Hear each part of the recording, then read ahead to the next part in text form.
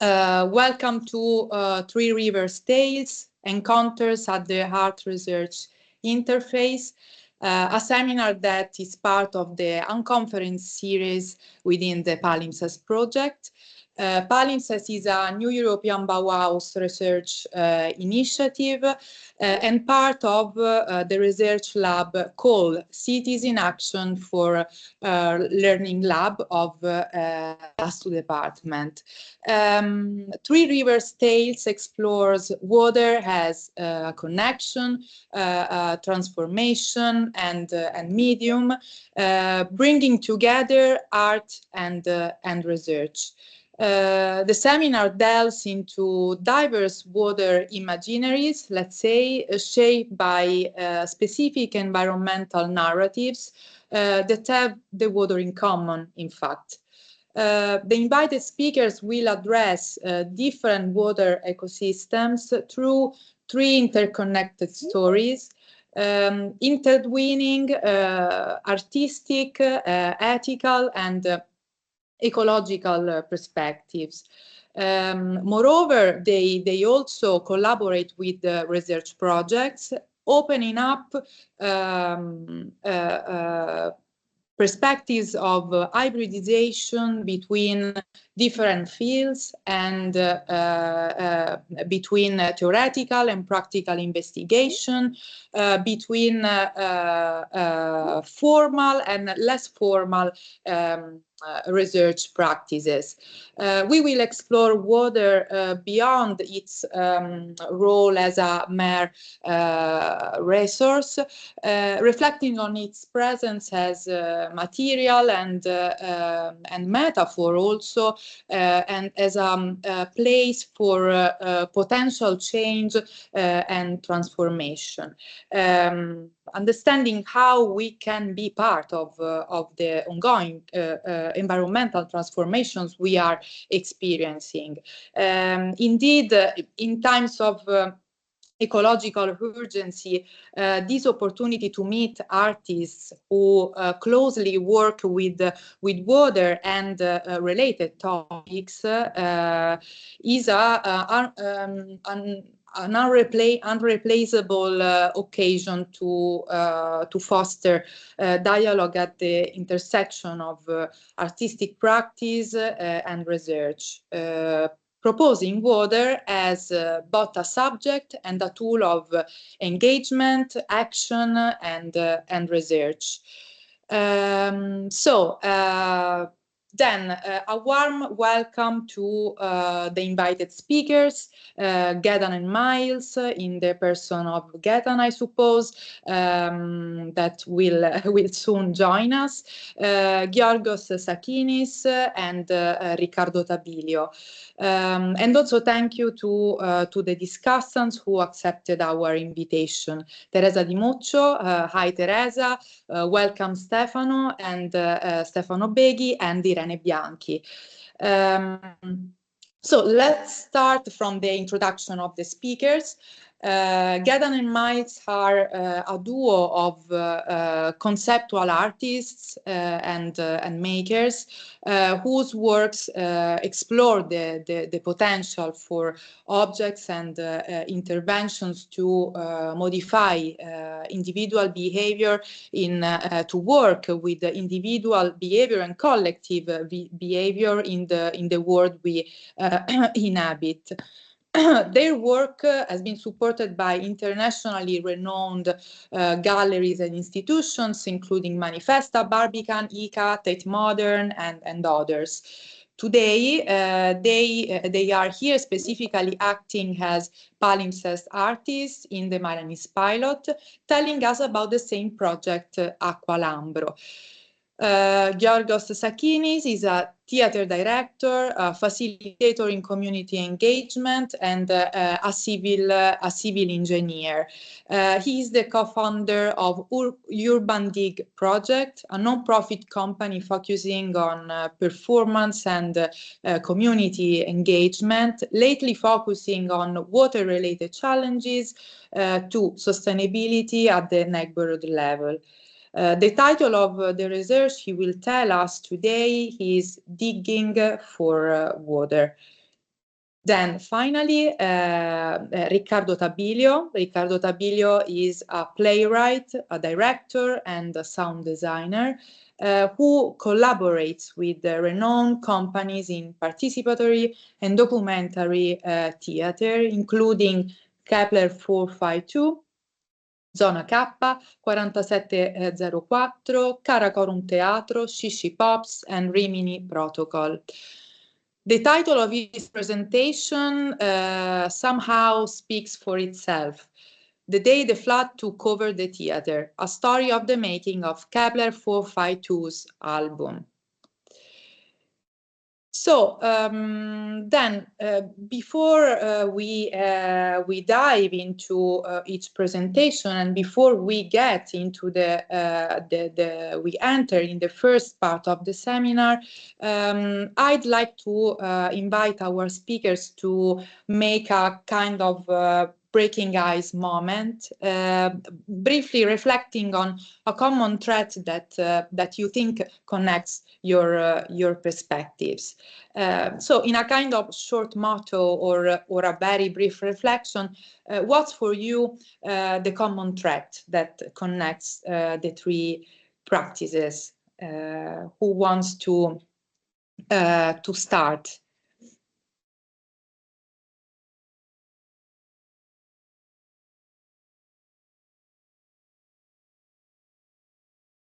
Oh, hi, Gaetan. I can see you. Okay.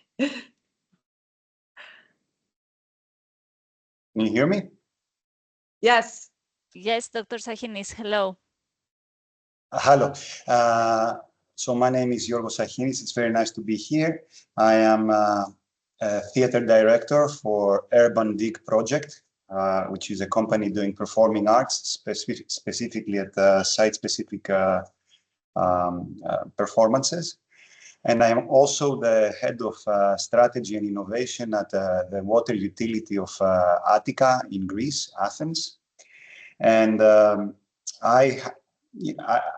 this last thing was part of the reason why our company is focusing on water, our theater company is focusing on water in the last 5 years.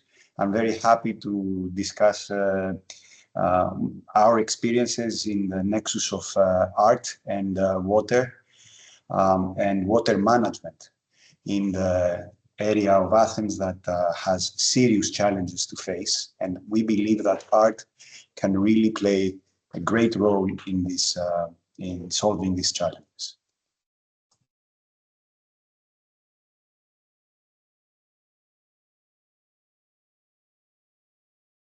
Okay, thank you, Georgos. And so maybe Riccardo or Gaetan, do you want to contribute to this first moment of sharing about what, from your point of view, your three researches on water could have in common before entering into the presentations part of the seminar? Riccardo, please. I'm not a deep knower of the other colleagues' works, though they really look very interesting. But my impression is that all of us do not limit their thought and their activity to the artistic practice itself, to the stage in my case, or to the work, to the artwork, in another case. I have the impression that we all accept the reality and its phenomena, its problems, the questions that are urgent today as a organic part of our work. That's why I have the impression that the intuition Yorgos Sahinis had to intertwine our three works with this metaphor of a single but also triple river works very well. Thank you, Riccardo. So, Gaetan, please. Thank you. Yes, can everyone hear me? Yes. Okay. I would say also that when we're addressing the subject of water, its presence in people's lives at the moment is something it seems very malleable, very easy to bend to our wills. You know, you turn the tap on and the water comes out. And I think that all of us are maybe trying to remind people that we don't just get to tell water what to do, that people need to explore water in a way that sometimes we're going to have too much water, sometimes we're going to have not enough water, and that we're not necessarily the ones who are completely in charge of that. And working with things artistically can help people access thoughts like that on an emotional level rather than just a technical or practical level. Thank you. Thank you. Indeed, yes, water is pervasive in a way or in another and call for action and presence every one of us. And so, yes, that's completely true. Gaetan, do you want to add something or? Okay. So, well, after this breaking ice moment, we can dive into the presentation, into the three presentations, and Gaetan will tell us about the PALIMPSEST Aqualambro project, of which I'd like to remind the residential workshop that will start next week on Monday, the 31st of April, and during which the work of Gaetan and Miles will be finally released. And if you want to know what's happening, please follow PALIMPSEST EU social media accounts, and from there you will see the next to be released Instagram page related to the project that will be called Aqualambro. So Gaetan, thank you, and now I leave the floor to you.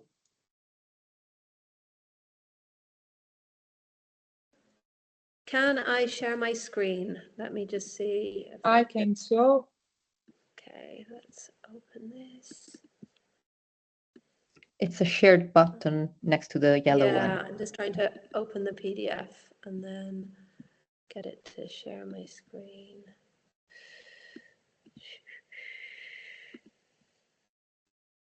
Allow. Oh, system is blocking screen share session due to denied permissions. Give me 1 second, Gaetan, to check.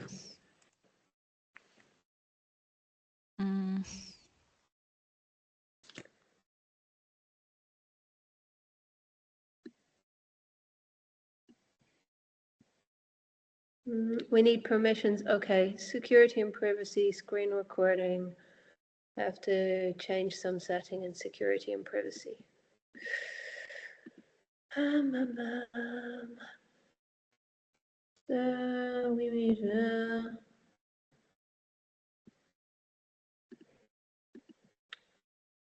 privacy and security. I think I have to allow you to record my, I don't know, I just have to sign my firstborn child over to Microsoft, and then I can share my screen with you, I think. Screen and system, audio recording. Okay. If you prefer to send the presentation to us, we can share it for you. I have to just as you prefer. Give them my thing. Okay. I think I have to send you the presentation because otherwise I have to quit everything and do this. Okay, Irene, okay. I'm going to send you the presentation very quickly. It's a very simple one. It's just images, so it's pretty much.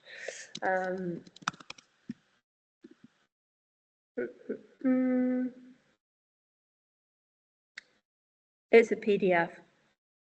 It's coming through now. Blah, blah, blah. Sorry again, everyone, for this. And send. inconvenience. So I can begin anyway. I'm waiting for the file. Yes. Oh, wait. That's not exactly what I wanted to do. And this is, yeah, I love the bits of meetings where these kinds of things are happening. Miles often says, like, imagine if this is as good as technology ever gets, that like, this is really the height of excitement. Let me just make sure that that's gone through. Sent messages. Yes, that should be there.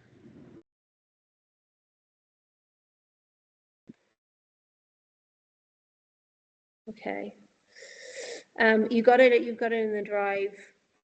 You should be able to get that.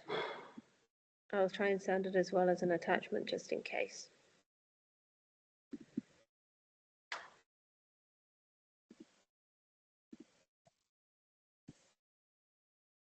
You can start. I can now share the screen. Yeah, you've got it. Yeah. Great. Okay. So at the beginning, you've just got a bit saying who we are. So that's Gethin and Miles. So there's me and there's Miles, who is also an artist, who is sometimes here in the background, but he is going to have to go out and get the kids from school soon. So he won't be here the whole time. So we work as a duo, and so our work is very interested in collaboration. If you can, can everyone else see the slides? You can start showing if you can start showing the slides, I can't see them. One.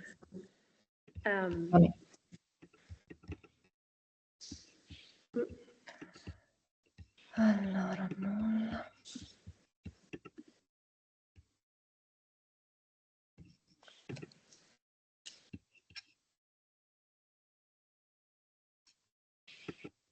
It's brilliant to be the one who's caused all the technical problems for this meeting. That means that nobody else is allowed to have a technical problem for the whole meeting, because I have used up this meeting's quota of technical problems. There are no more technical problems possible. Do you see the screen? No. It was working, right? Yeah, it was working a second ago. Irene wants to share with me the file. Non lo vedete? No. Fantastico.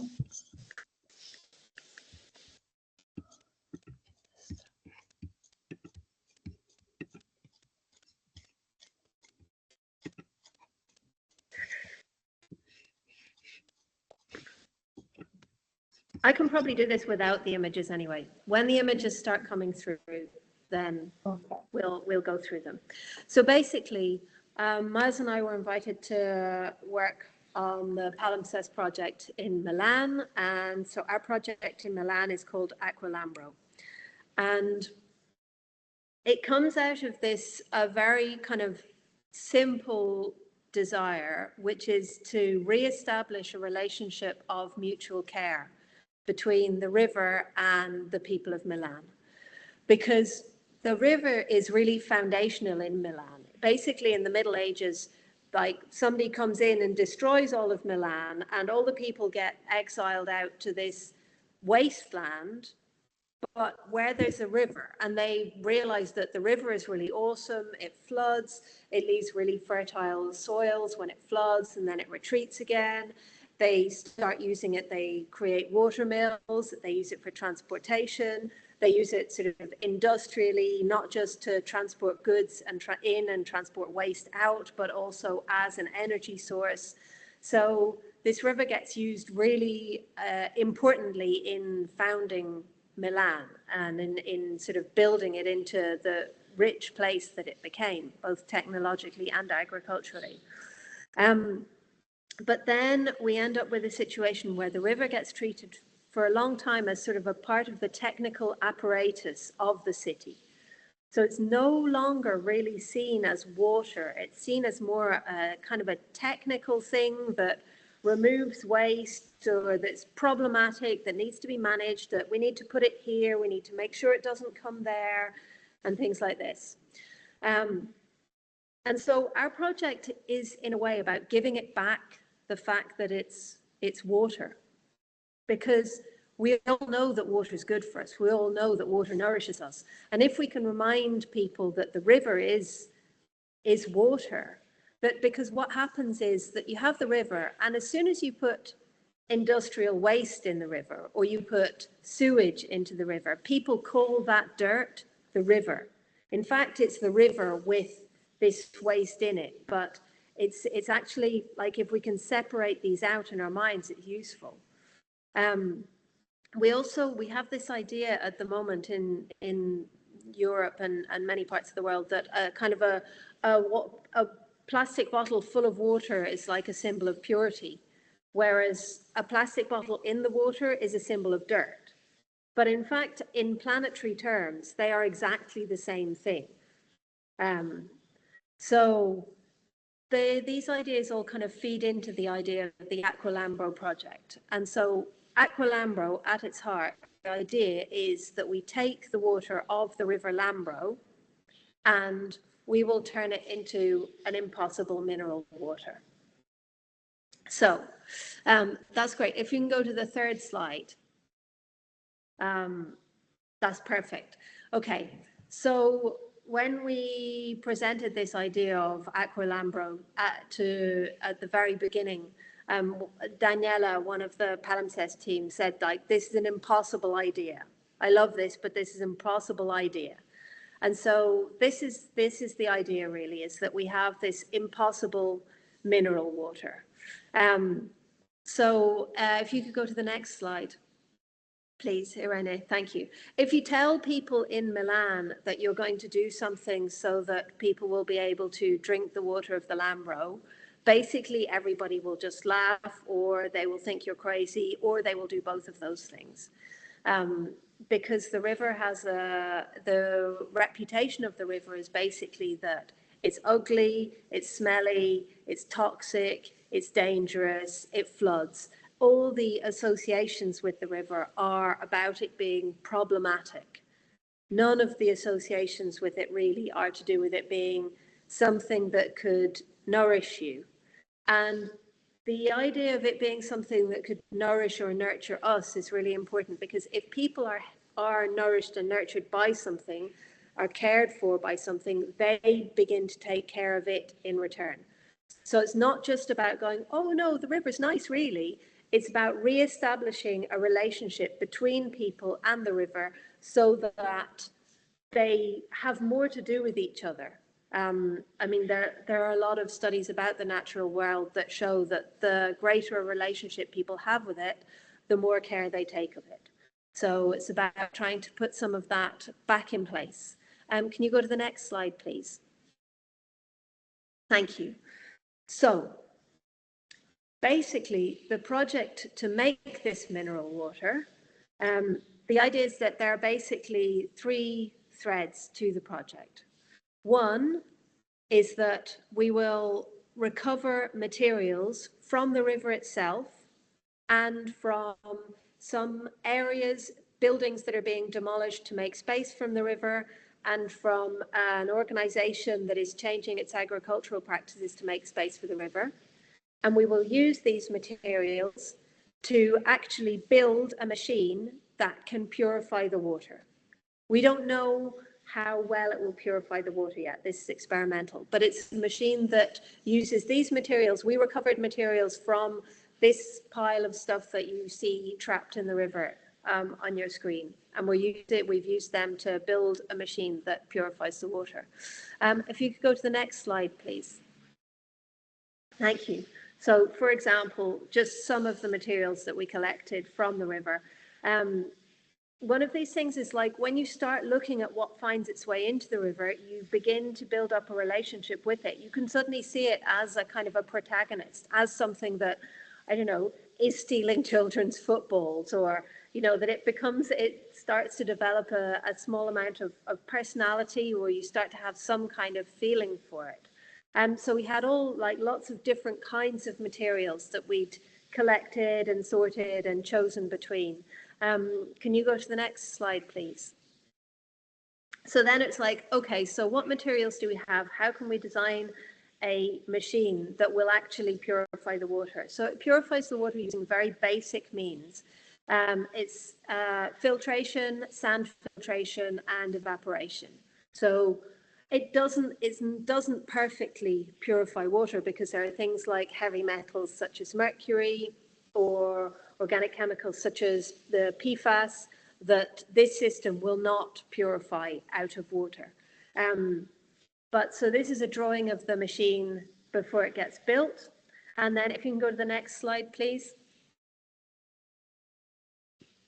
This is some of the work in the studio of building the machine. So you can see the branches here. Those were branches that were taken out of the river at the place where you saw the picture of all the junk caught in the river. Can you go to the next slide? So you can see the balls that are being used as an initial filtration device to take out large matter. They come from the trolley full of balls that you saw. Can you go to the next slide, please?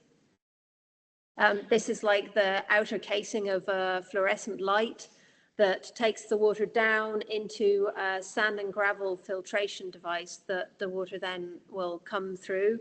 Can you go to the next slide, please? And the idea is that after the water's gone through the whole machine and been purified, we're making a series of limited edition glass bottles, but glass bottles that will look like crumpled plastic bottles. So we're working with a local glass maker to make this series of glass bottles, which will hold the water after it's been through the machine. So the idea is that, okay, we have this impossible mineral water, we clean the water of the river so that it becomes this. We don't know yet whether it will be drinkable. We ran the machine for the first time the week before last, and the samples of the water that we sent through it are currently being analysed in a laboratory. We're waiting for the results to see how effective it is. So the water goes through the machine, it goes into these bottles, so we can have a series of bottles, all of which will have water from the river that's been purified, that goes into them. And then the last part, that's the second part of the project. And then the third part of the project is that the idea is that we will have a kind of a hoax marketing campaign for this product, Aqualambro, which we envisage being on posters up and down the river. We're still working with local authorities and groups that the project already has contact with to work out how that can be done. So those are basically the three phases of the project. And the idea is that then the project can continue, that the bottles, once they're made with some water in them, they can go and take the idea of the project elsewhere. The idea with the machine is that it would stay locally.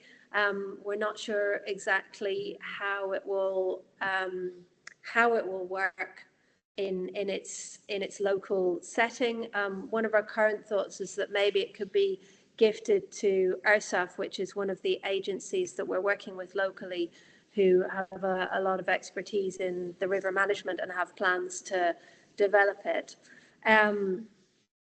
And then the last bit is this marketing campaign, which we're hoping will carry the project into a virtual space as well as it existing in a real space. So that's basically the story of the project, told quite quickly. You can go to the last slide now. So yeah, that's the second, that's a kind of a prototype of a poster that we might want to show as part of the marketing campaign. And if you can go to the very last one, that's the end of my presentation. So if anyone has any thoughts or any questions that they would like to propose, Now is your moment.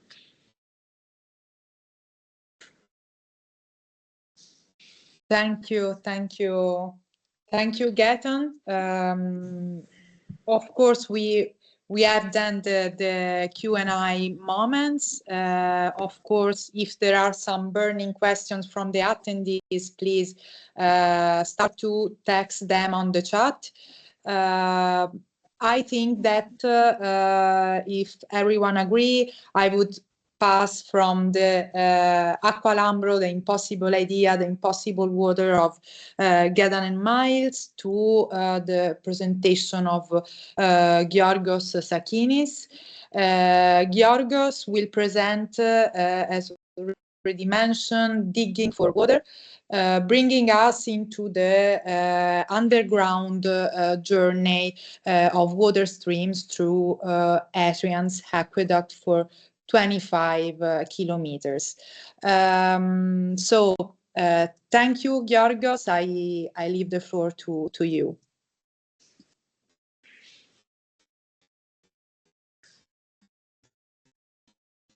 Can you hear me now? Can you hear me?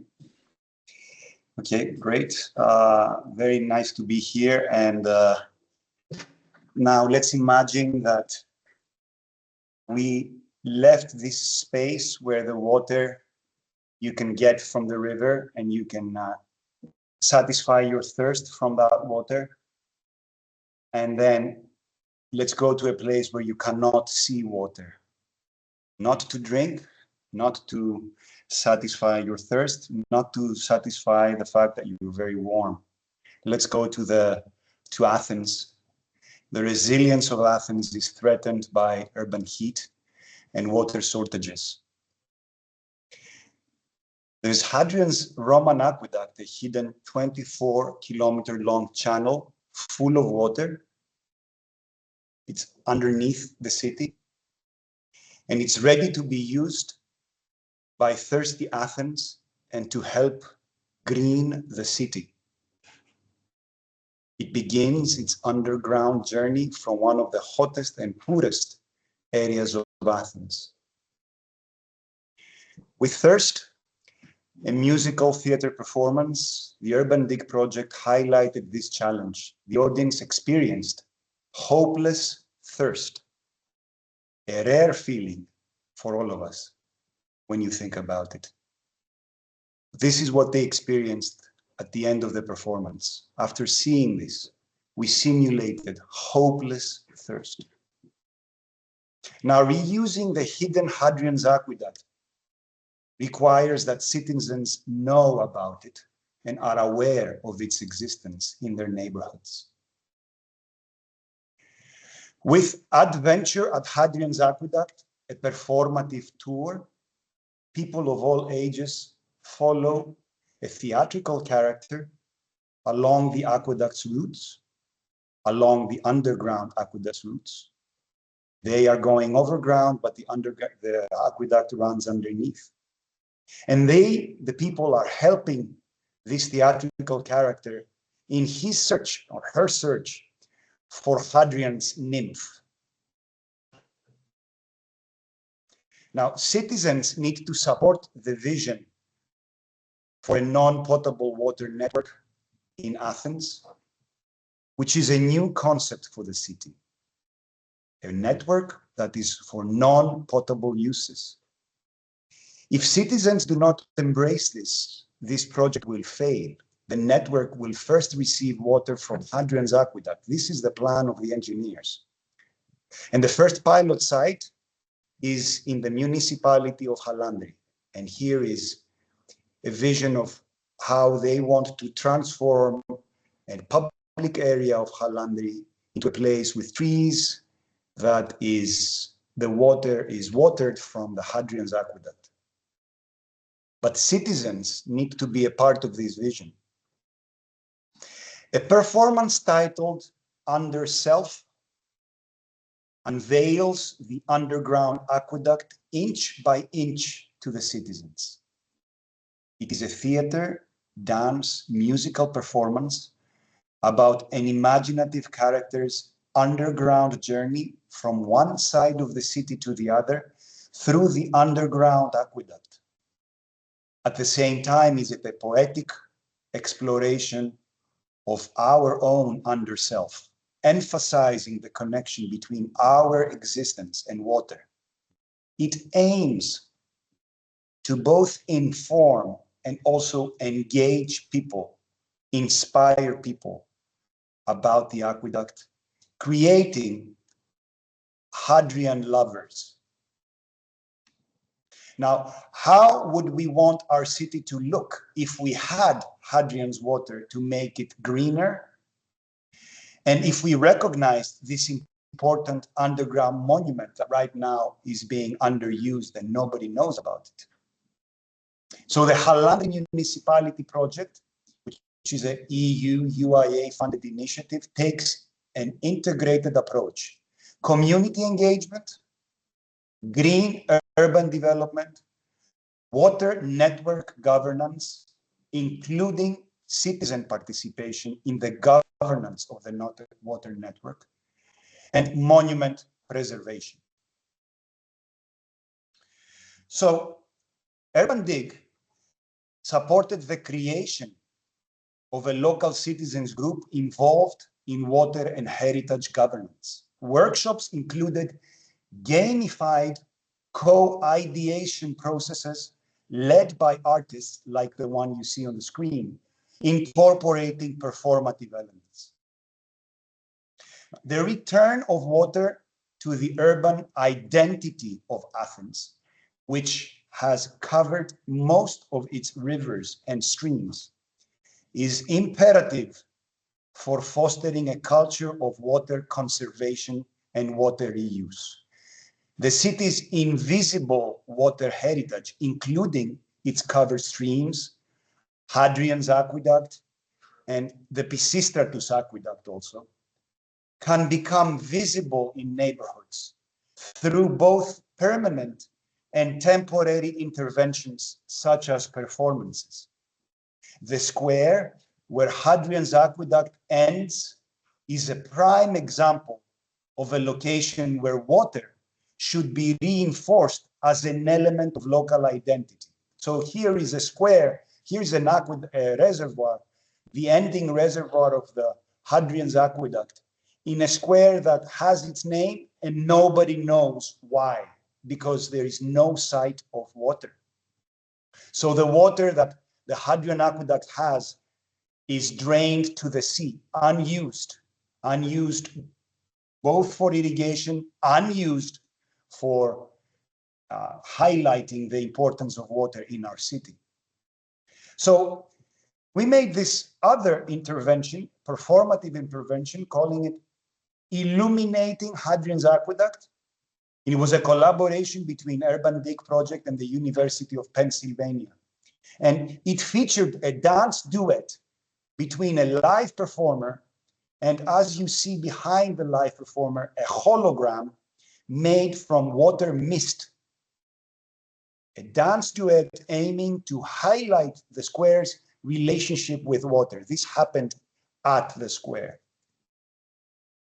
Now, the regional government has a plan to activate the entire stretch of Hadrian's Aqueduct, not only the Halandri pilot project, but the whole stretch, 24 kilometers, activated, give water from it to the city, create green urban development above it, and highlight the monument. Now, Urban Dig supports this vision by creating awareness and fostering citizen engagement. This summer, it will stage a performance titled Hidden Water in an area the region plans to transform into a park. This is this area, it has a river, preparing the ground for future developments. Urban Dig envisions a 4-day festival along the entire stretch of the aqueduct, 24 kilometers. And we are seeking international partners to co-organize this festival. So this is an open call to everybody. If you want to collaborate in creating a 4-day site-specific public site performative festival to highlight this underground resource. Now, international dialogue is essential to collectively address water shortages and urban heat challenges in Europe and in the world. This is the issue right now, one of the issues of the globe. Urban Dig participates in Water Europe and has also taken performances such as The Thirst abroad. You see here a performance we did in close by Lake Lugano, hosting discussions after the performance on the topic.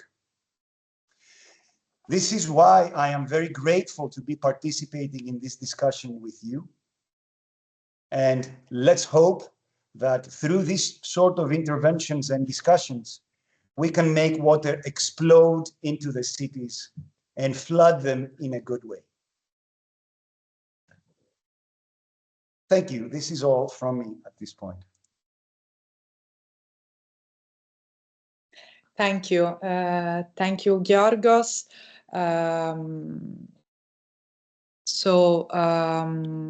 Yes, we began with an impossible idea of water, exploring how is crucial, how we perceive, we observe the space we inhabit, and then the water is a medium in this perspective. Then we follow the exploration of the underground water of the research of Urban Dig, tracing another kind of flow, a kind of work reflecting on the border between visibility and invisibility, what we are used to not see or not observe. Tracing also another peculiar ecosystem of perception, imagination, and possible action in public space, also overground, with all the metaphors that can spring from this kind of space. Now Riccardo Tabilio from Kepler 452 will guide us through yet another dimension. Water as a sort of vessel of memories, carrying the echoes of experiences through the complex and tragic event of the 2023 flood in Emilia. So, Riccardo, I leave the floor to you. Yeah. All eels are born in the Sargasso Sea. All of them. All eels are born in the Sargasso Sea, but not all eels die in the Sargasso Sea. Although I believe that dying in the Sargasso Sea is every eel's main goal in life. There comes a time in every eel's life when they hear this calling, who knows where from, and they start their long journey to the Sargasso Sea, which is between Florida and the Azores in the middle of the Atlantic Ocean. It's the only place in the world where eels spawn. Do you know this fact about eels? Please raise your hands.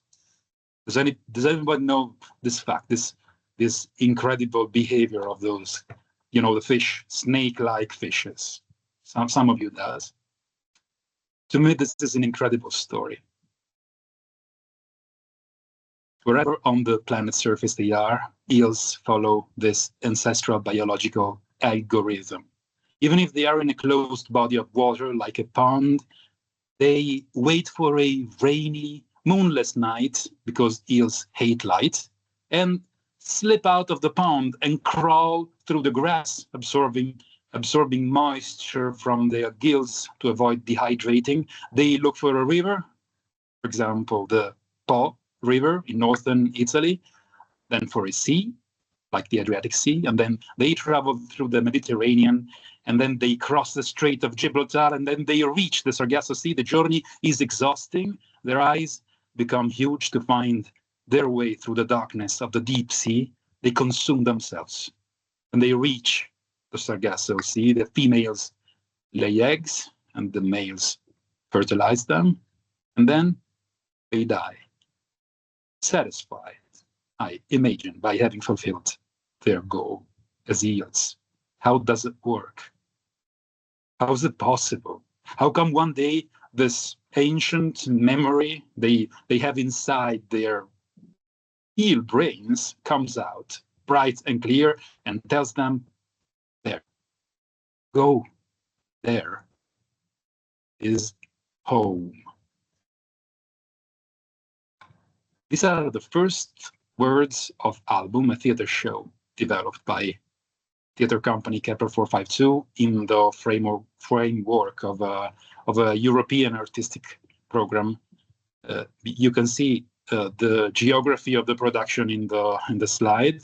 I am not the actor in the show. His name is Nicola Borghesi, and you will see him in the slideshow in the following slides. I am the author, together with Nicola Borghesi and Enrico Baraldi, Kepler 452.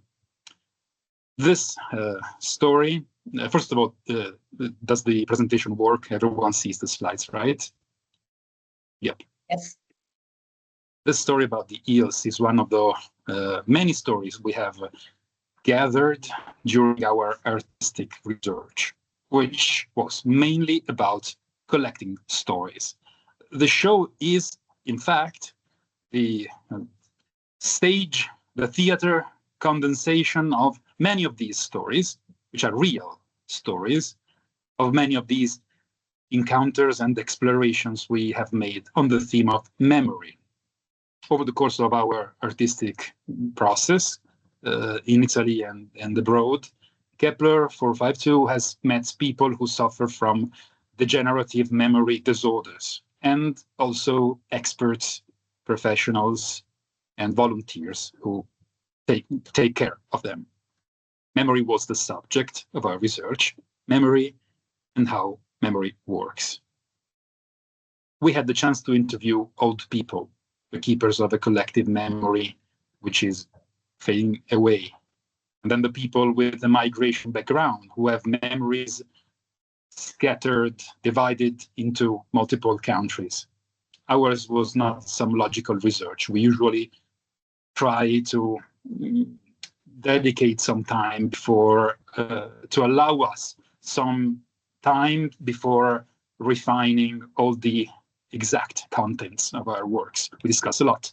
And then quite late in the process, our shows take their ultimate shape as shows.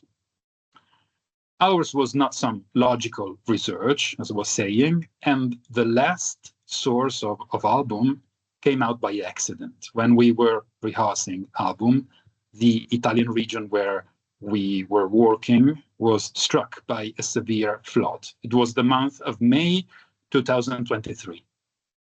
The company, we were in a safe position because basically the floods struck mainly the lower part of the region.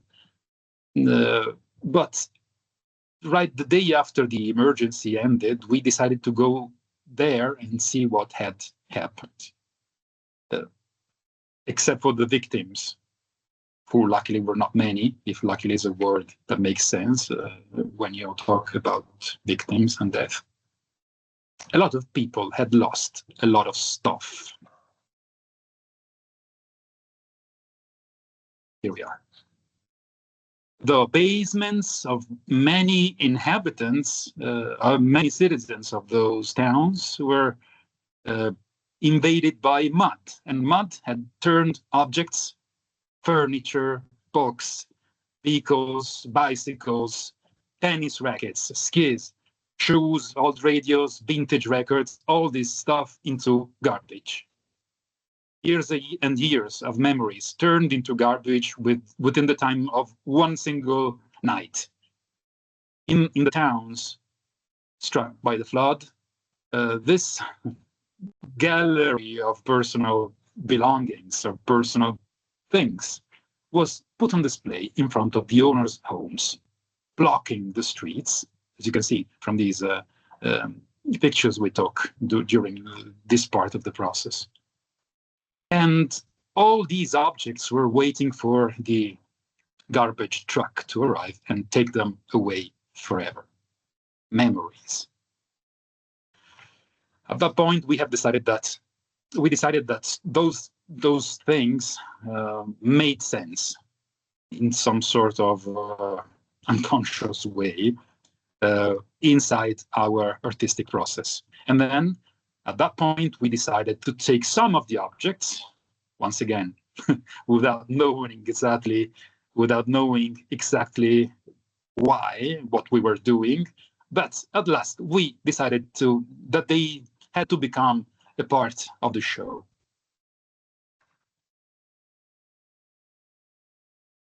Album stems out of this very heterogeneous material.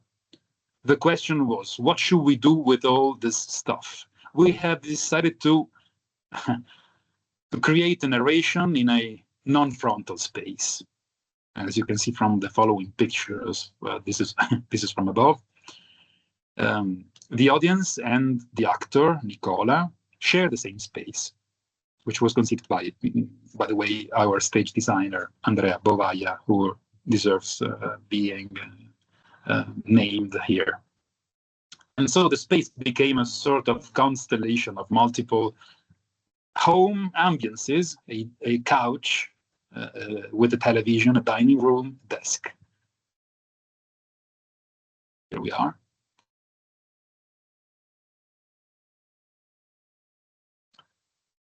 Meanwhile, we decided that the rhythm of the show should be that of a photography album. Real stories, to us, were like pages and were placed one after the other in a quite horizontal progression, a sort of horizontal, progression. Each scene had to be a moment, a gaze on a certain moment, a flash of relative objectivity in an overall less rational flow, like the flow of a river. Yes, maybe I'd like to share another small fragment of the text. This part of the text is set in the day after the flood. We were there. People have very different responses to their objects, extracted from their basements and piled in those huge muddy stacks. When a volunteer is about to throw something away that belongs to a person, that person, an old man, says, no, don't throw that away. It's still good. It can be repaired. Then his son intervenes. Come on, Dad.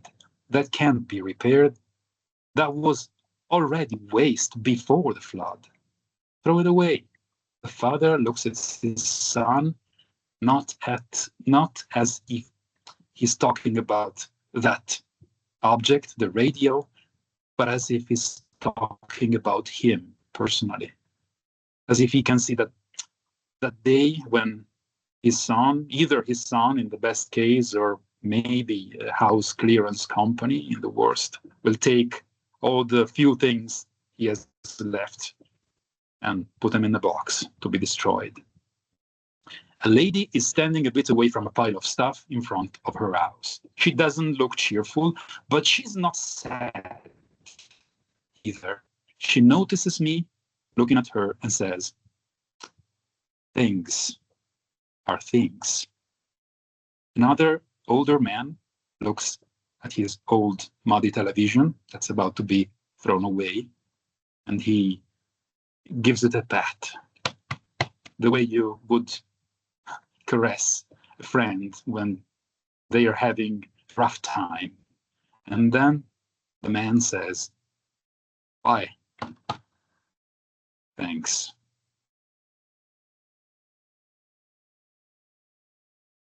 Okay, this is album by Kepler 452, Nicola Borghesi, Enrico Baraldi, Roberta Gabriele, Andrea Bovaia, Riccardo Tabili.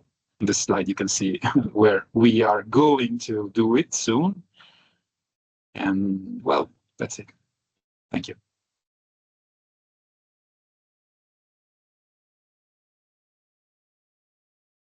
Thank you, Riccardo. It's very clear through your presentation and your speech, something that in a way also emerged from Gadan and Mites and Georgos' presentations, water as living memory, as living entity. We try to go along instead of resisting or opposing to it. So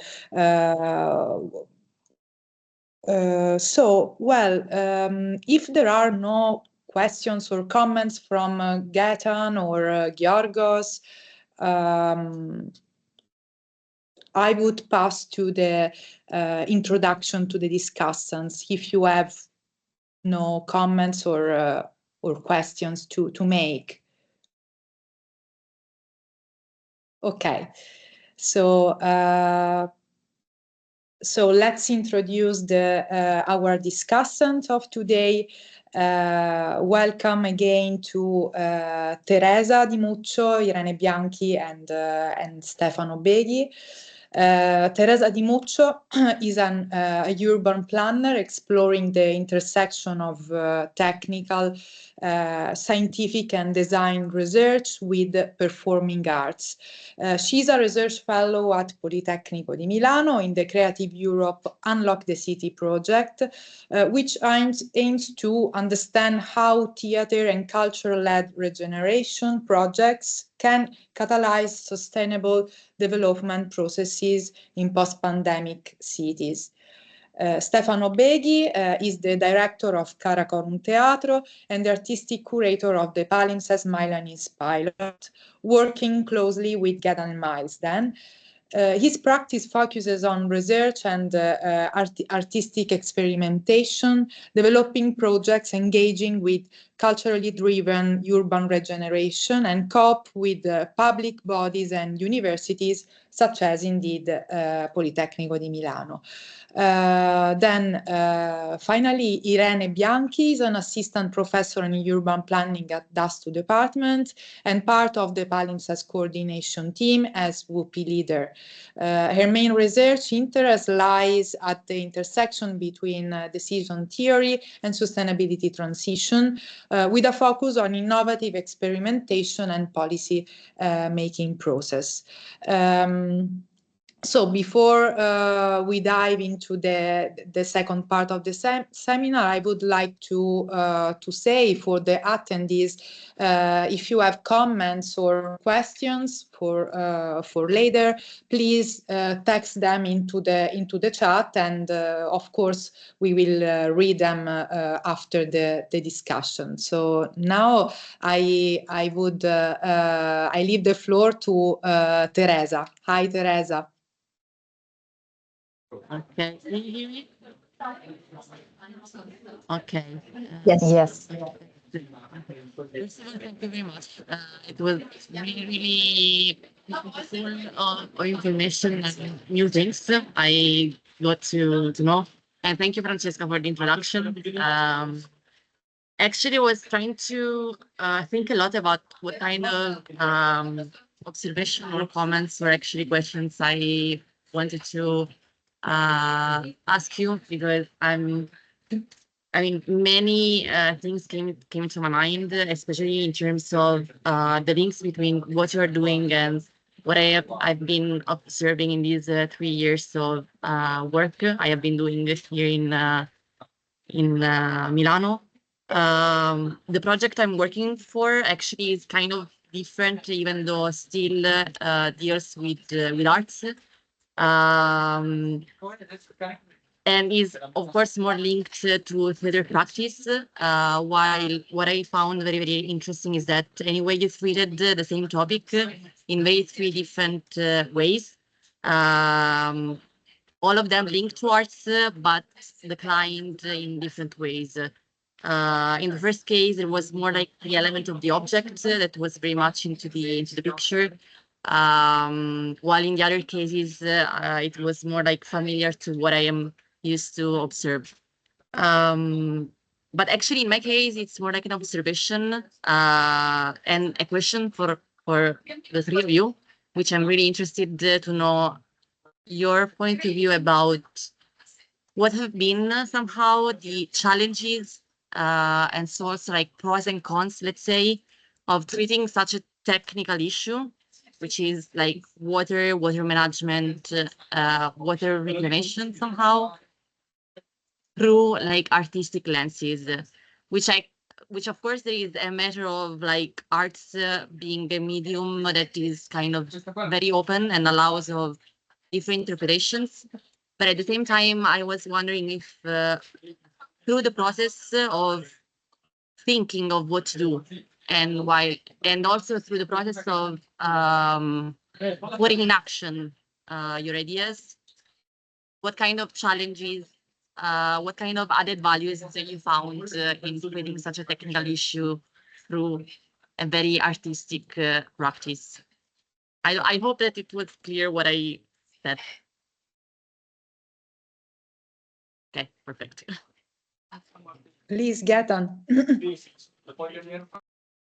Yeah, I can say something on that.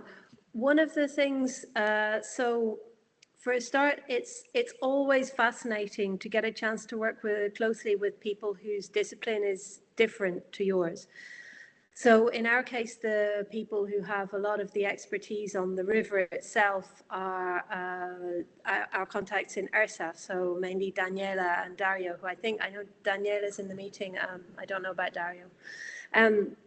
But so for us, the place of a kind of truthfulness in the artwork is really essential, but it's not exactly the same kind of truthfulness as a scientific researcher might need. You're maybe searching for emotional truths as well, and so for us being able to work with the kind of the scientific truths and the technical truths of a situation, okay, so the river floods here and there are problems there, and so you have these technical and scientific truths, and running alongside of them you have a set of emotional truths, which often the scientific and technical people are very, very aware of and understand perfectly, but their discipline doesn't have the same kind of space to build those truths into what they're outputting as an artistic discipline would have. So what you have ideally is that you have the artwork supported by the technical and scientific truths in order for it to have rigor and sureness in its own right. And at the same time, you have the artwork coming in and supporting the emotional and kind of intuitive truth that the technicians and scientists are often very aware of, and allowing those to be expressed in a way that they wouldn't always be able to be expressed. So I would say like that's for us, that's one of the ways in which it can be very rewarding. I hope Daniela feels the same way. She's in Dario. They're on here, so you could ask them as well. I want to lower my hand there. Yeah.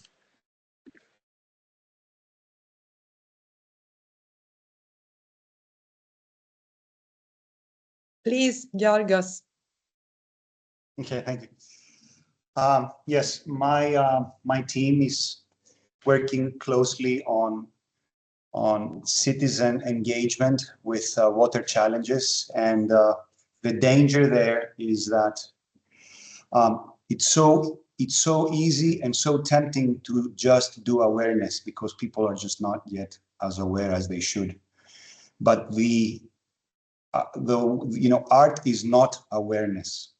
So we need to do our everyday check with ourselves as artists about the role of art in what we're doing and how art is it's a primary goal for us. So art needs to ask questions. It needs to not answer questions. Art is not there to inform or to create awareness. It's there to inspire.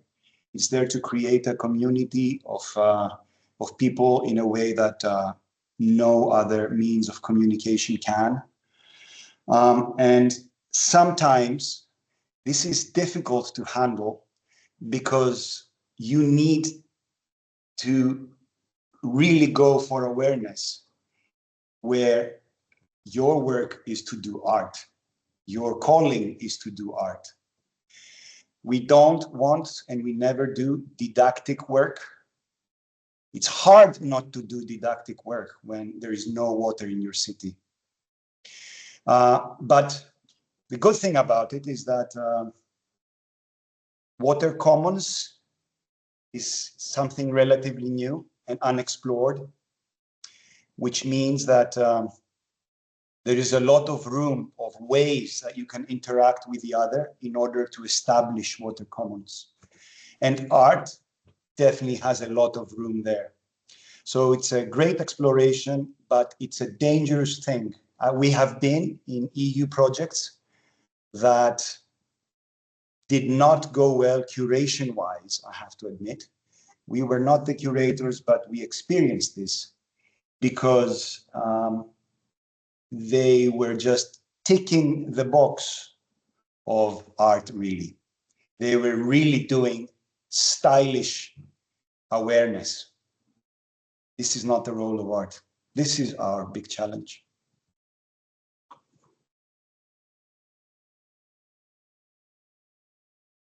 We as Kepler 452, in fact, did not deal with the flood in a technical sense. We have been witnesses.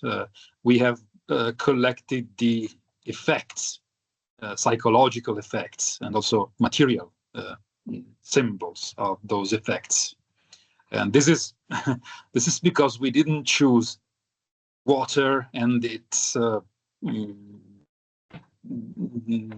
power, destructive power, as a subject of our artistic research. It's more water who chose us all of a sudden one day when we were rehearsing.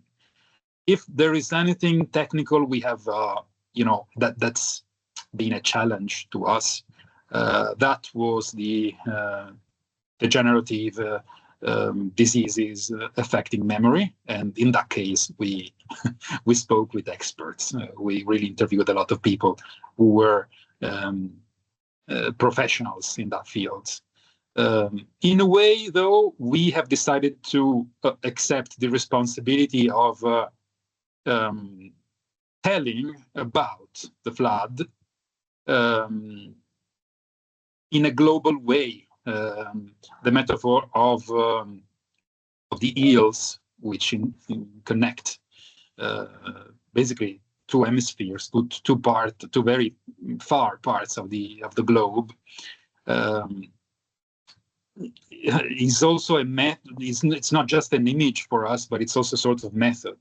Those objects, for example, destroyed and put on display on the roads of the Emilia-Romagna villages and towns, were the victims of the flood, but in a way, and we try to underline this in a very poetic way, hopefully, in the show, those objects are both the victims and also the cause behind the flood, because the hyperproduction of plastic, of useless things, and the years and years and decades of pollution and greenhouse effect gases and mankind-driven climate crisis that's both, you know, that has a role in that flood. So, well, in a way, we tried to concentrate more on the connections with the system, more that explaining something. We tried to create analogies, symbols, connections, and to underline phenomena which are far but related, like the Sargasso Sea and the Mediterranean Sea.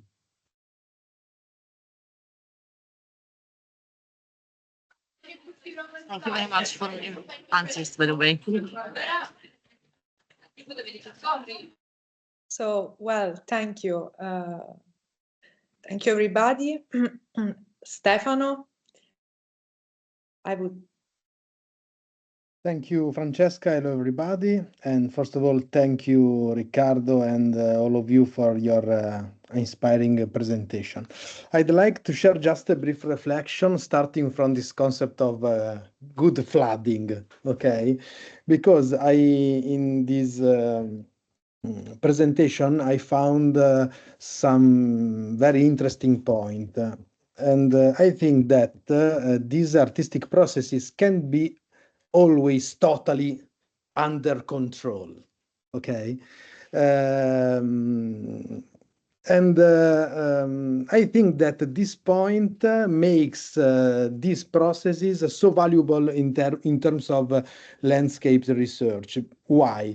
Because I think that also landscape development is often a process out of control, you know? I'm not talking only about climate change, etc. I'm talking about our everyday unintentional practices that are very impactful on the context in our landscapes. So I think that these artistic practices have the ability to embrace these elements out of control. And I think that they were able to play with them and to transform them in something new, in something powerful in terms of change. So I think that this non-functional approach of art allows the researchers to get in touch with these elements and with all those elements that is difficult to explain through our pure scientific approach, you know?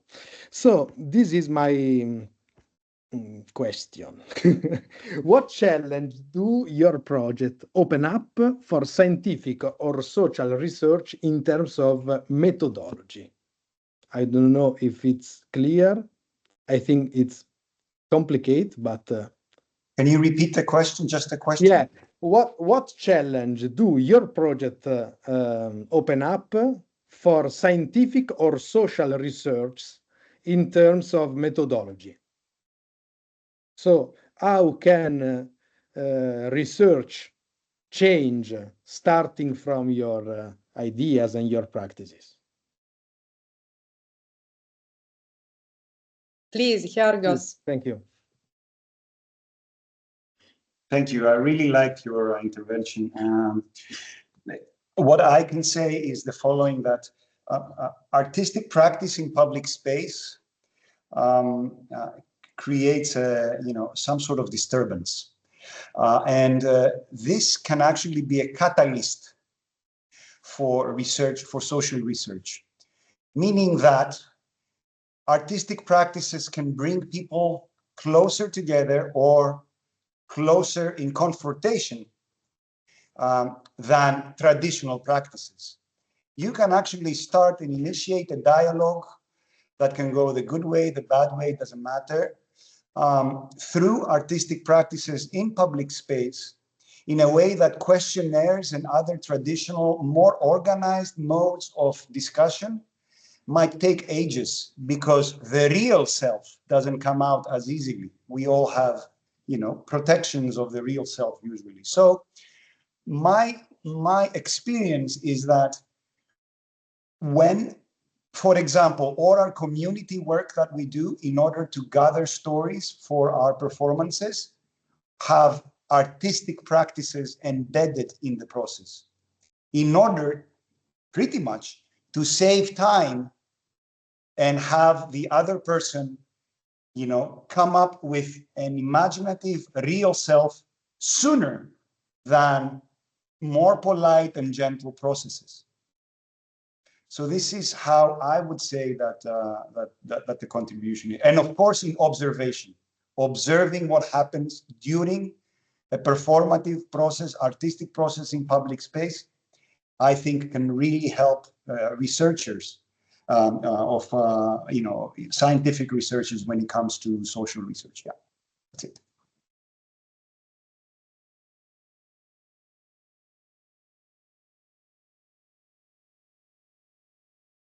Thank you, Gaetan, please. I would also say it's not really a challenge for scientific or social research methodology, but I think that it can be very rewarding for scientists and researchers to be part of an artistic project. Not thinking specifically about this project, but for example, like, you know, that it does happen in this project, but it's happened with works that we've done in other projects as well. That I do think that it allows scientists and researchers to show their feelings for their research. The vast majority of scientists and researchers are really quite passionate about what they're studying and what they're doing. And it's actually very rewarding for them to have not just the facts that they are producing, but some of the emotions and the passion and the feeling and the joy that goes into producing that information brought to the public as well. And presenting it to the public in that way enriches the public's interaction with it. So it's not about making, as Giorgio said, you know, stylish awareness, but if we create awareness as a byproduct, that's pretty excellent too. And I guess one of the things that I would say as a challenge for scientific and social research methodology is that art projects, by their nature, allow themselves a certain latitude that a purely scientific research project might not allow itself, and are allowed to build in chance and open-endedness and a kind of a midstream change of direction in a way that maybe a more purely scientific research project would find it harder to do. Though when I think of the people who I know who practice really pure scientific research projects, a lot of them, if they discover they're working on something that really doesn't make any sense, they will do that. But it can be harder within an institution to make that move. So maybe art projects can bring some of that into those sort of spheres.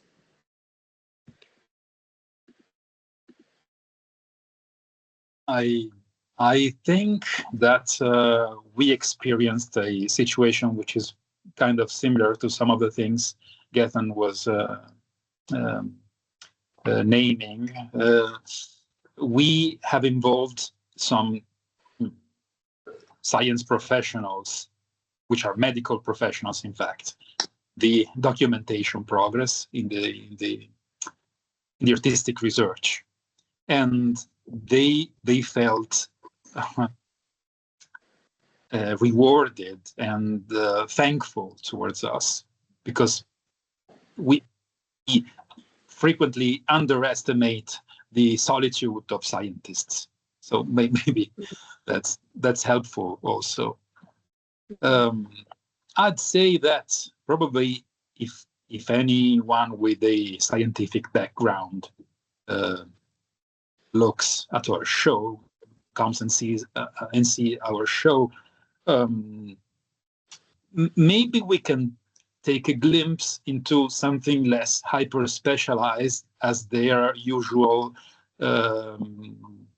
everyday work.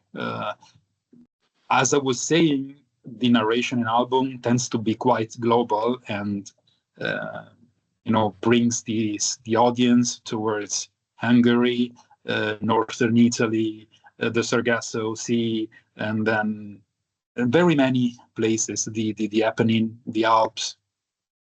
And in this historical moment when scientists are forced to work in very specialized fragments of knowledge, maybe that's helpful too, helping people reconnecting with the globality, with the outer world.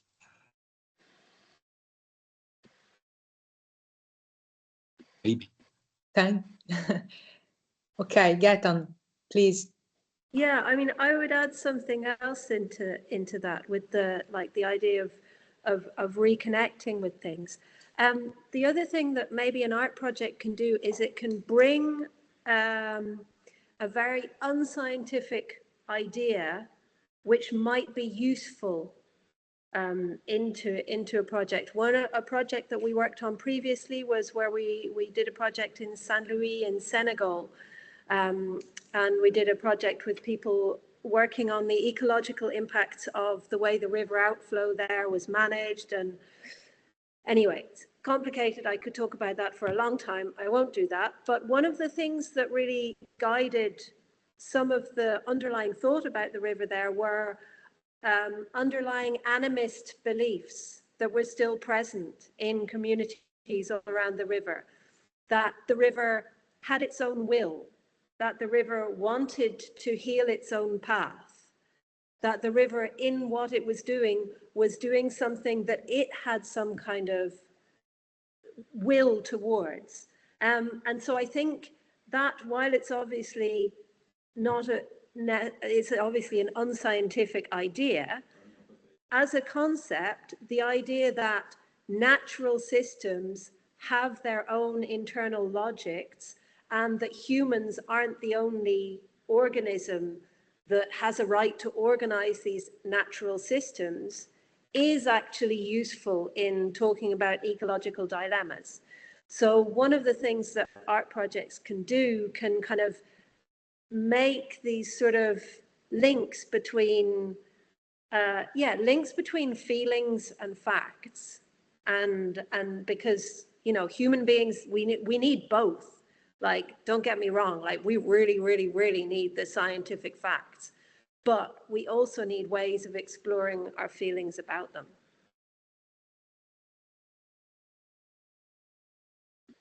Thank you for your replies and observations. Now we leave the floor to Irene.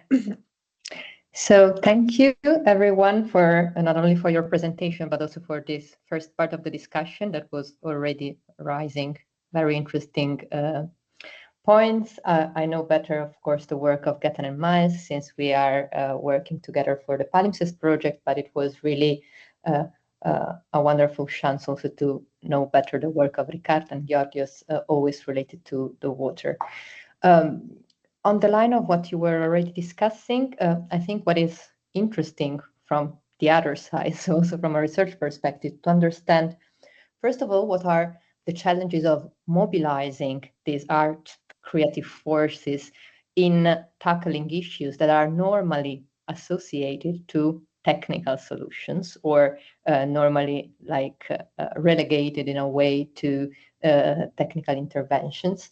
But also the challenges that we all know that is wonderful to work together, but we also know that there are operative, philosophical, practical challenges in connecting perspectives that are by nature different. No? So the artistic perspective, but also the technical ones, the scientific one, the research ones that are not the same.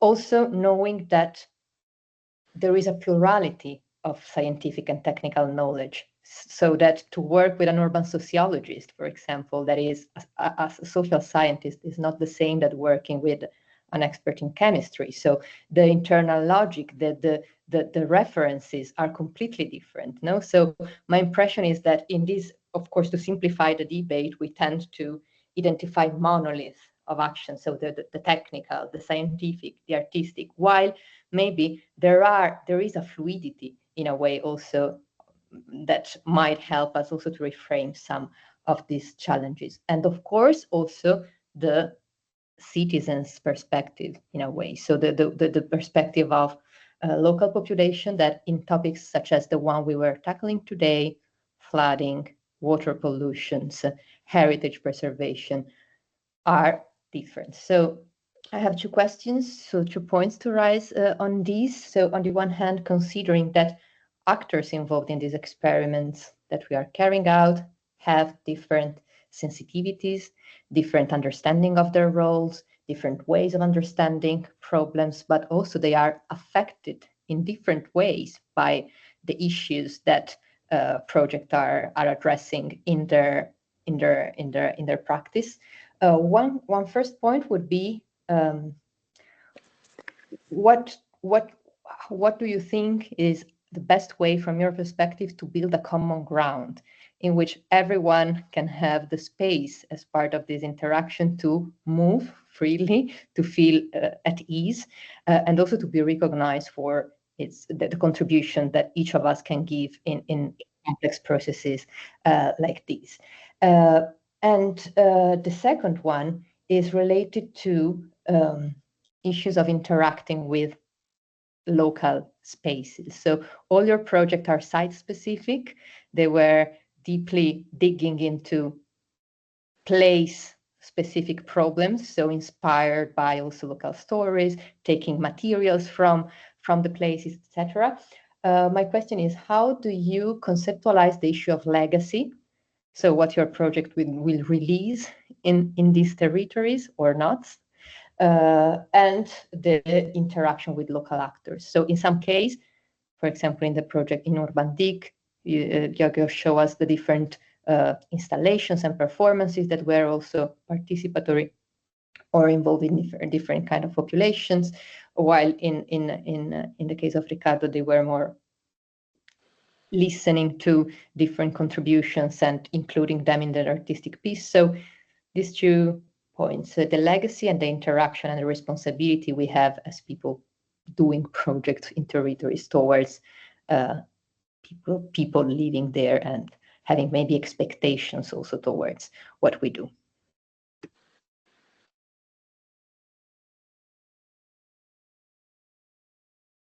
Riccardo, please, I was about to give the floor precisely to you. I think that my answer might be a little quicker than the others because we are basically a theater company that meets people, and then we meet associations, professionals of the Alzheimer's syndrome, also patients who suffer from degenerative memory problems. And then we condense all this work into a theater show that is not site-specific anymore, whereas documentation is, of course, very rooted in the places where we made it. Working with the people is always some quite a fun part for our research, because we like meeting people and we like to create an informal chat with them, interview people, and we tend to like make people talk, which is maybe not so common, because there's some case. I mean, I have the impression that it's not so frequent for people to just discuss about themselves today. Regarding the legacy of our work, I think that maybe it will try to keep the light on about these kind of emergencies, which have been forgotten so far and which tend to be systematically forgotten. We are one society that has the the method of suppressing what happened and to remove what happened, maybe this kind of work can keep the lights on.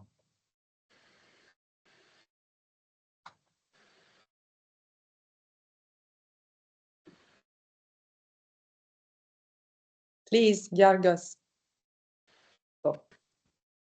Thank you. I'd rather speak not only about, not in general about people, not citizens. I want to speak about all the stakeholders involved in any project. So what I'm saying that I believe that artists can be mediators in projects that need to be solved and dealt with through a multi-stakeholder community. And it is evident that the challenges we face right now need answers from a multi-stakeholder community. And artists can really prevail in this as mediators of that, because artists know how to do that. Taking water, we see that there is this rise now of the Water Resilience Initiative that speaks about multi-stakeholder approach to water. There is also the SDG 6, which is the Sustainable Development Goal, that speaks a lot about how multi-stakeholder communities should take action. Taking the city, we have the new European Bauhaus initiative that speaks a lot about aesthetics, environment, and inclusion. So there you have the demand for multi-stakeholder approaches, let alone all the European funding of infrastructure in the cities that require citizen engagement, and not only citizen engagement, but multi-stakeholder approach. So the answer to the Earth problems is to break the boxes and create multi-stakeholder dialogue and vision and collaborations. And I really believe that art has a lot of work that it can do in this way, asking the questions in a way that is artistic, which is a different, non-confrontational view of how you can have a dialogue. Asking questions and creating dialogues in an inclusive manner, despite the language, despite background, despite, not all the scientists together, the rest, art can transcend this, can speak to the stomach, and we all have stomach. So legacy, speaking about legacy, this is the legacy, creating cross-sectoral, improbable relationships between people. I think that's a wonderful legacy for any artistic piece when it comes to water or to, urban development thematics. Thank you. Yeah, I'm gonna come in. Yeah, so one of the things that I would say about legacy is that the legacy that you're creating might not necessarily be measurable in the short term. I think that's something that's very important with a creative project. It might not be measurable in the short term, and it might not be measurable in quantitative terms. It might only be measurable in qualitative terms. So often there might be legacy factors involved in an art project that are not measurable in ways that make it easy to justify funding, which is often an important question for people working in institutions to do with research. So I think that's something important. Like if you affect 5 people really profoundly, and in 15 years' time, they are running associations and mobilizing their communities,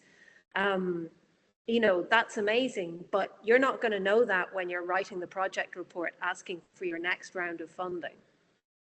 So it's important not to confound legacy with legacy that's easy to report to get the next round of funding. Those are two very different things. And so then in terms of your first question, what do I think is the best way to build common ground and make sure that people's ways of working are recognized? How long have you got? I see we've got about, 12 minutes. One of the ways to do this is bring the artists to the table early, because in doing that, you give them, you give their expertise agency as well as the expertise of an institution. Within an institution, an incredibly important thing to be able to do is to liberate a person who's working on an artistic project from the time, for the time that they will need to do it. There is often a huge underestimation of the amount of time it takes to do an artistic project, because in an artistic project, in effect, everything is prototyping. You know, you're probably doing almost everything for the first time. It helps if you've got an artist who's been doing this for, you know, years or decades, and they will have some ways of working that they're used to, but there is a constant underestimation of the amount of time it takes to put in a project for the first time.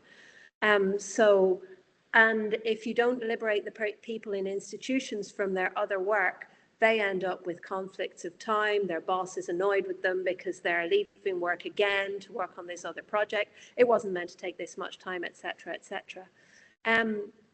Pay the artists fairly in a way that actually respects their expertise and the amount of time and commitment they will bring to the project. Again, projects constantly underestimate the amount of time and work it takes to make something happen. And the payment of artists is generally in line with the underestimation rather than a correct estimation. The one of researchers too. Yeah, for sure. Yeah. And then the other thing to bear in mind is that researchers are often working within an institution. They often have a salary. And as a general rule, artists are not working within an institution and do not have a salary. And that is something that is often not taken into account in terms of the way their time is demanded by a project. But yeah, so all of those things, they're really boring, but what they actually do is they build in ease. And if you make ease, if you make comfort for the people working on a project, that comfort is what makes openness and excitement and joy grow. So if you, and good work. So if you build in comfort and ease in those boring structural ways, then you have a space in which something really exciting can happen. Thank you. Thank you. Thank you. Now we have 10 minutes still. We can open up to questions or comments from the audience. I don't know if the attendees can read the chat. Here there is a comment of Fran from Pazos. Maybe may I read it? Is a comment from Pazos, is a part of Nomad Garden, that is the curatorship lead of the Spanish PALIMPSEST Spanish pilot in Jerez de la Frontera, and he commented the relationship between hard science and art practices. He wrote, in Nomad Garden, we have discussed many times, science works on consistency and very complex certainties that most of the times are too far or difficult for the comprehension of many people. And art can also be a channel to make them not understandable, but at least to make them more near of our daily life. and to create connections easier than the aseptic language of science. And this is a very powerful way to create awareness. I see this a lot in Get and Miles proposal, for example. And then Irene suggested to Riccardo the movie Romagna Tropicale. Also the flooding on Emilia-Romagna, the same one on which they were built. It was written by also with Wu Ming, so it's an interesting piece. Anyone from the audience? Don't be shy. Or Teresa, you wanted to add something, Stefano? A final reflection. No, I just want to actually add something on what Gaetan, right? I was getting the name right. Was actually saying about the common ground, and maybe I speak from the experience I come from, and I can say that I see most of the points that you were pointing out, which are absolutely very important. And I would just like to add one point, which is about the collaboration between researchers and artists that sometimes is, I would say, undervalued from maybe one point or the other. While I think that if there is the ability to actually have a real like dialogue and sharing of opinions and continuous like everyone like let's say working on what they're good at, but at the same time like being able to somehow collaborate in that. I would say that especially on this type of experiences, it's really adding a lot of values and enriching the final content, which I think honestly it's not just about the final production, but it's also about the ongoing process, artistic process. Like I think from the starting point of thinking about what to produce up to the end of making it happen, a lot of things, very interesting things happen. So, I don't know if it makes sense, but I hope so.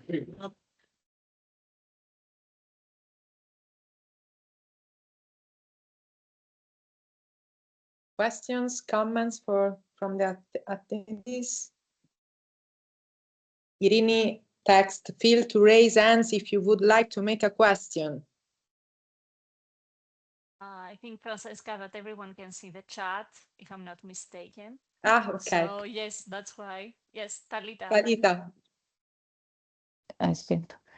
Hi, everyone. So I'm Talita from Politecnico. And what I think it's interesting, I was discussing this morning with other colleagues the fact that as Gaetan raised that the artists should start in the table of discussions, and since the beginning of the process. And I think it's a very interesting point because, which I don't know if we have the answer or not. If you should be at the beginning, or if you will be contaminated by other things that actually will lose you. Maybe. Well, the point is that I think the artistic intervention has always a political dimension, and because of this freedom of results. I always make some hearts and so on, because exactly what the freedom of the artistic, or as Gaetan said, we cannot be measured. No, we cannot be the potential, the impact cannot be measured in a legacy and so on. So the artistic interventions have this freedom because there is no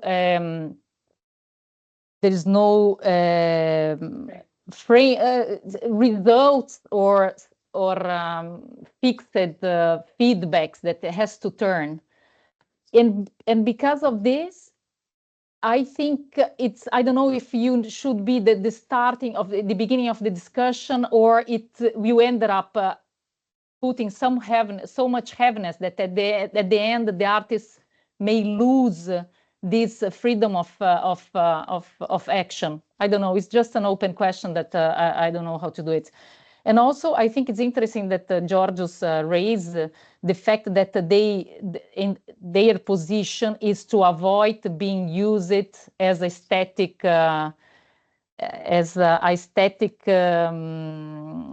decoration for problems.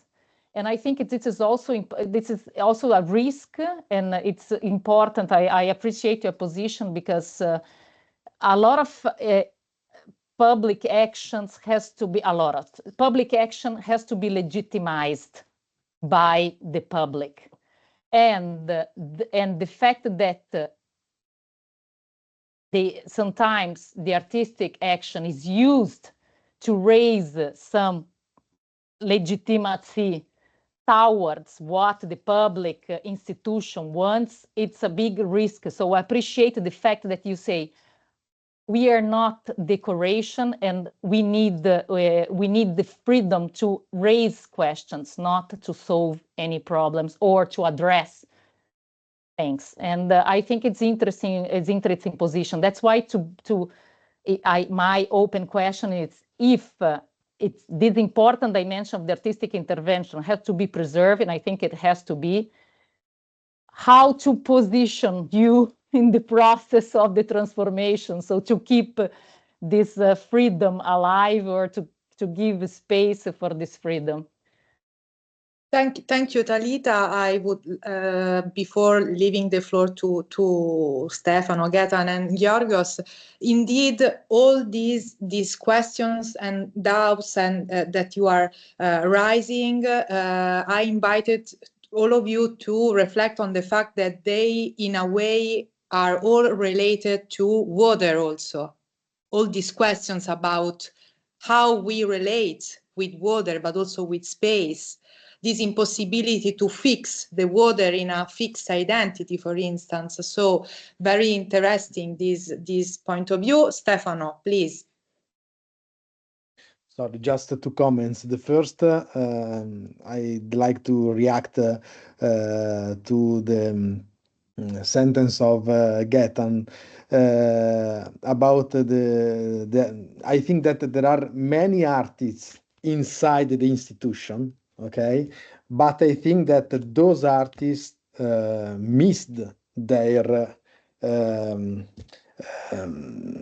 role in the society, in the discussion. So just to comment about this point, about the fact of have the artist from the beginning or not in the process, I think that this is not the real point. I think that the point is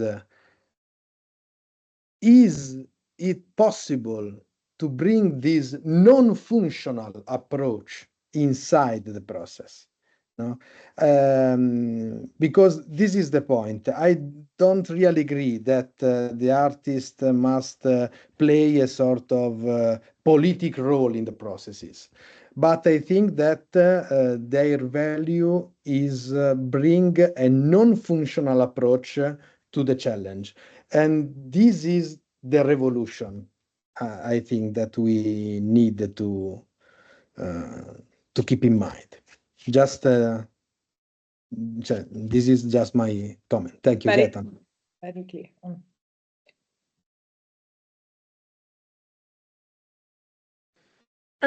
Well, so from my point of view, having been part of really quite a lot of art projects over the past 20 or 25 years, I have never seen an art project that was damaged by involving the artists early on. But I have seen art projects that were damaged by trying to bring an artist in at the last minute. So I think that the resistance to giving the artists a speaking role in the construction of a project is interesting and worthy of note. I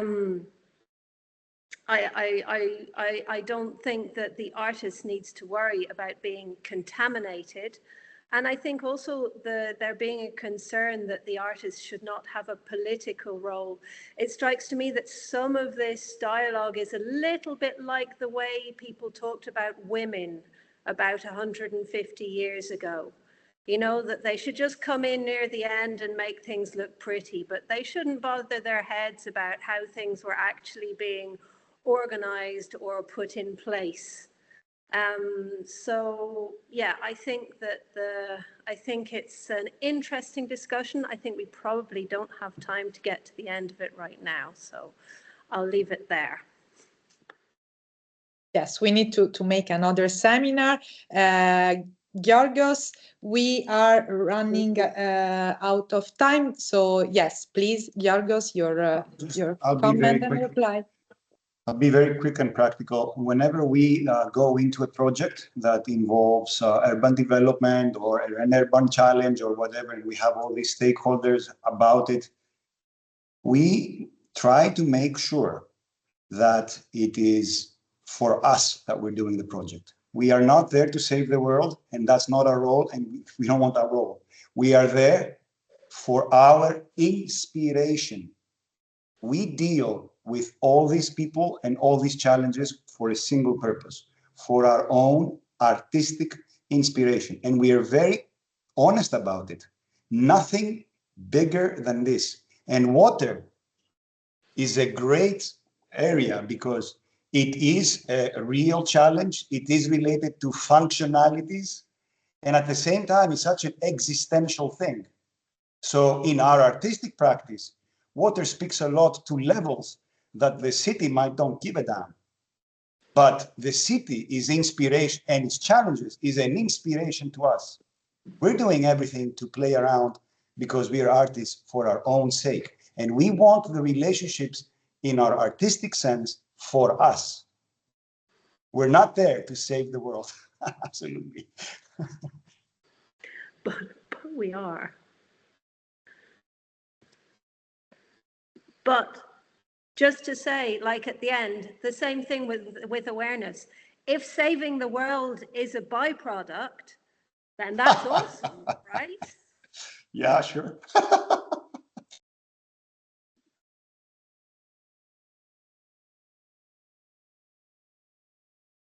Okay, so if there are no other comments, questions, we reach the end of this seminar. Even though we would continue for hours, maybe we will organize another occasion to keep going.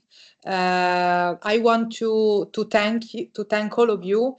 Our speakers, discussants, and the attendees for the depth of your contributions and the richness of the perspectives that you share today. Indeed, I have to say that this has been precisely the kind of open also to unexpected happenings, events like technical problems and so on. And in the informal space we imagine since the beginning, a moment to pause, to reflect, to exchange ideas and perspectives across disciplines, trying to bridge artistic and research practices. So we hope that today's discussion has sparked new connections, who knows, potential next collaborations, and new ways of thinking about the intimate entanglement between water, artistic practices, and scientific research also. Yes, we can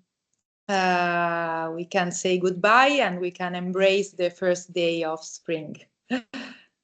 Thank you, everyone. Ciao, Thank a you. presto. Thanks for inviting. Bye-bye. And thank you, Bye-bye. Francesca, for all your work. Thank you. Thank you. Thanks a lot, Francesca. Ciao. Bye-bye. Bye. Bye-bye. Thanks, Betty. Bye.